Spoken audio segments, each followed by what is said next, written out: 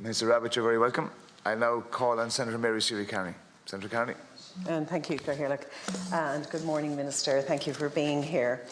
Minister, in very late December, I received an email from a person called Jennifer Hoey, who made a very good observation that she discovered in the course of her own studies, which was that in the Equal Status Act, the definition of sexual orientation is heterosexual, homosexual and bisexual orientation.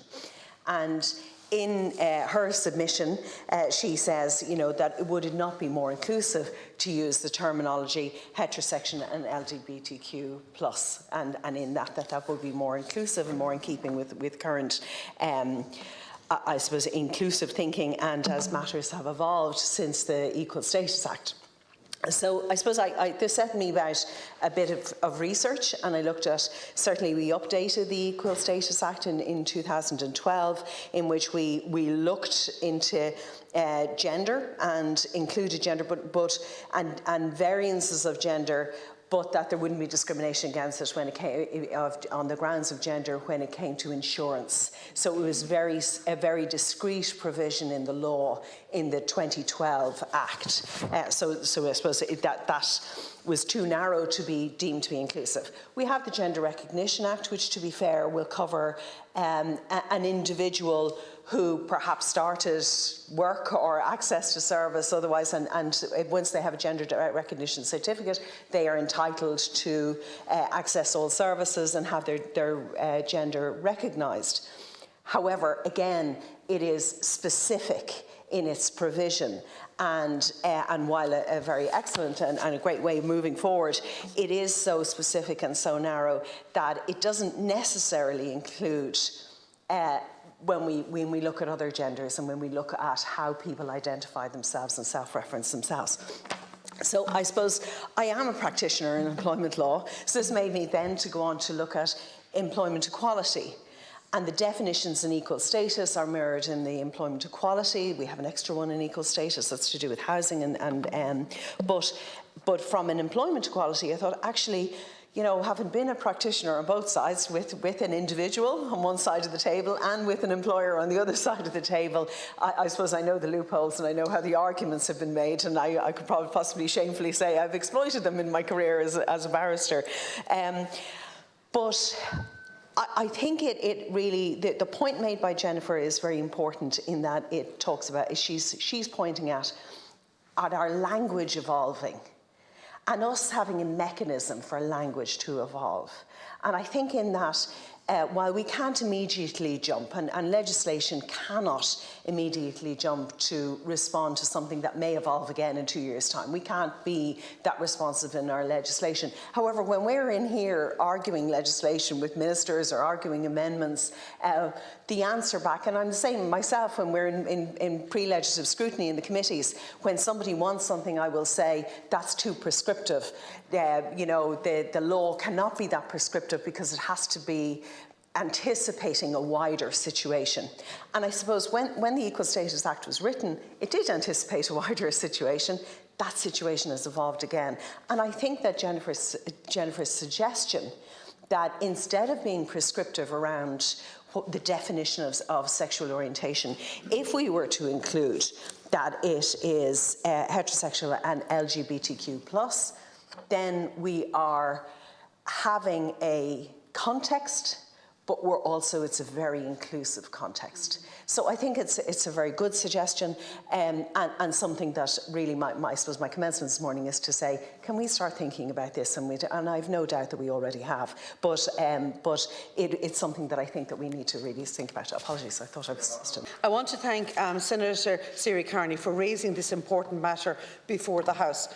Discussion today provides a welcome opportunity to update on the progress for government commitment to ensure that transgender, gender non-conforming and intersex people have explicit protection within the equality grounds. Ireland has become a proud, progressive and modern state that supports and cherishes all people equally. We have made great strides in recent decades to promote equality and respond to the changing needs of the diverse population. We have a proud record as champion of human rights internationally, and we have been at the vanguard of change in advancing equality in the LGBTI plus people. We continue to strive to be at the forefront of real, positive and impactful change in the lives of LGBTI plus communities. Yet, despite these advances, the challenges remain, and the LGBTI plus people continue to face significant barriers to full participation in public life and experience unacceptable levels of harassment, violence and discrimination. We in Government are committed to addressing these, including through the commitments under the National LGBTI plus Inclusion Strategy, which also contains a specific action to review Employment Equality and the Equal Status Act to ensure that transgender, non-conforming and intersex people have explicit protection within the equality grounds. The Equality Acts, Employment Equality Act 1998 to 2015 and the Equality Status Act 2000 to 2015 are a central pillar in our equality infrastructure. Discrimination is defined as treating one person in a less favourable way than another person based on 9 grounds: gender, civil status, family status, sexual orientation, religion, age, disability, race, including colour, nationality or ethnic or national origins. The membership of the traveller community with a housing assistance grant also applied for the Equal Status Act.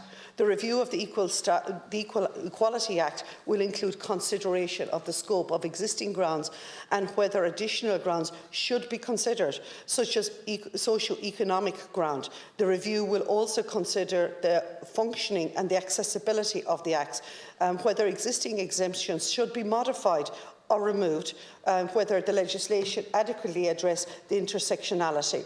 The review of the Equality Act commenced with a public consultation process which received an extensive response, and I don't think any of us would be surprised by that.